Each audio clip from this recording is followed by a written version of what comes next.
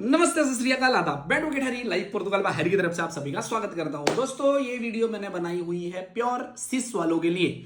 हाँ, मैं सिस का काम नहीं करता हूं, सबसे पहली बात तो।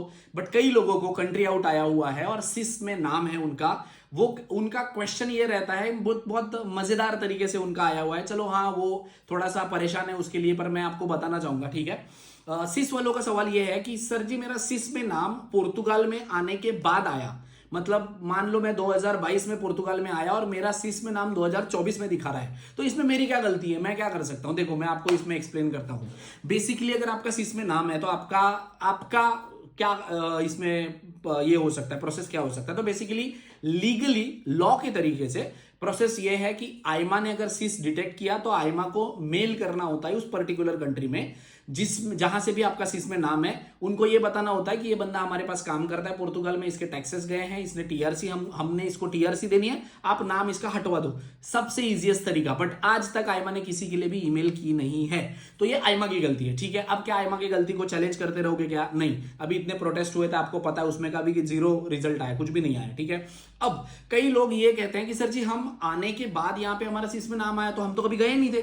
तो ऐसा नहीं होता है। मान लो कि मैं फ्रांस गवर्नमेंट हूं, ठीक है। आप कभी 2022 में मेरे पास आए थे, फ्रांस में आए थे, आपने कैंप में रहे थे, या फिर आपने अपना असाइलम अप्लाई किया हुआ था, ठीक है।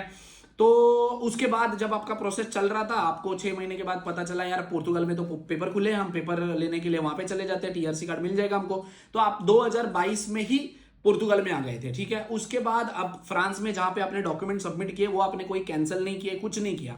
अब जब दो साल बीत चुके हैं, तो 2 साल बीत चुकने के बाद फ्रांस गवर्नमेंट ने हमको बताया कि अरे भाई, जिन लोगों के असाइलम के पेपर थे या जिन लोगों को कैंप में रखा हुआ था, उन लोगों का सेटल करो, ये कहां पे हैं लोग, ढूंढो उनको। तो जब फ्रांस गवर्नमेंट 2 साल बाद ढूंढने लगी आपको और आपके एड्रेस पे देखने लगी, तो आप वहां पे मिले नहीं।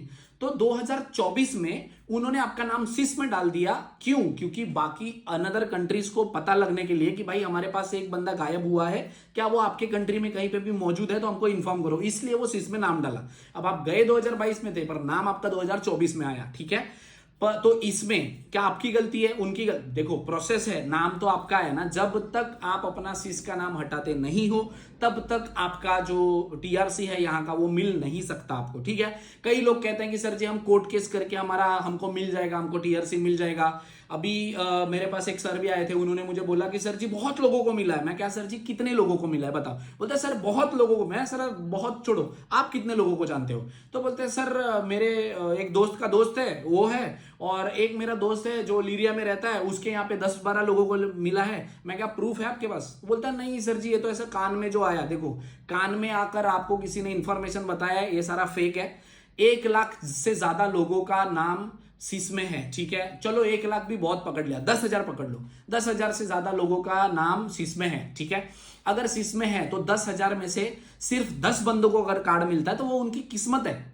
वो इस वजह से नहीं मिला उनको कि उनको कार्ड मिलना ही था सिस में, या तो उन्होंने अपना सिस में से नाम हटा करके उन्होंने प्रॉपर प्रोसीजर फॉलो करी, लॉयर एक ही रखा जिसने अपना सिस में नाम भी हटाया, और सारी चीजें, टाइम एक्सटेंशन, आईमा से कांटेक्ट, सारी चीजें उसने करी होगी, तब जाके उनका निकला है। 10,000 लोगों में से अगर 5,000 लोगों को कार्ड मिल जाता है एसआईएस में से, तब आप कह सकते हो कि भाई 5,000 लोगों को मिला है। अरे 10,000 में से सिर्फ 10 लोगों को मिला, तो वो कोई कंपैरिजन हुआ ही नहीं। आप समझ रहे हो? बहुत लोगों को नहीं मिला है। कुछ लोगों की किस्मत है, कुछ लोगों का नाम निकल चुका है, कुछ लोगों के लॉयर अच्छे हैं। सिंपल सी बात यह है। तो अगर आपका नाम सिस में है और आपको कंट्री आउट आया हुआ है, तो सबसे पहले चेक करो आपका नाम सिस से हट गया है या नहीं। अगर हट गया है तो फिर आप प्रोसेस कर सकते हो, यहां पे आगे बढ़ के कोई लॉयर करके आप करवा सकते हो। अगर आपका सिस में से नाम नहीं हटा हुआ है, तो आपको कार्ड यहां पे नहीं मिलेगा। अगर आपके जानकारी में कोई बंदा होगा कि सर जी, इसको तो मिल गया है, तो भाई बस उसी को मिला है, उसकी किस्मत अच्छी है, दैट्स इट। उसके अलावा कुछ भी नहीं है। बाकी मैं तो भगवान से दुआ करूंगा कि आप सभी लोगों को कार्ड मिल जाए, बट प्लीज अपनी तरीके से भी कोशिश करो। मैं सिस के रिलेटेड कोई काम नहीं करता, मैं बस एक्सप्लेन कर रहा हूं, क्योंकि मुझे डेली बेसिस पे कम से कम 25-30 मैसेज सिस के रिलेटेड आते ही आते हैं, और उनको मुझे बार बार एक्सप्लेन करना पॉसिबल नहीं होता। इसलिए मैंने ये वीडियो ही बना दी है, ताकि आगे चल के अगर आप पूछते हो या आपको गाइडेंस चाहिए होगी, तो ये गाइडेंस वाला वीडियो आपको काम में आ जाएगा, ठीक है। रेस्ट अगर इस रिलेटेड कोई भी इंफॉर्मेशन या गाइडेंस चाहिए होगी, तो वीडियो के नीचे कमेंट कर सकते हैं। Thank you so much.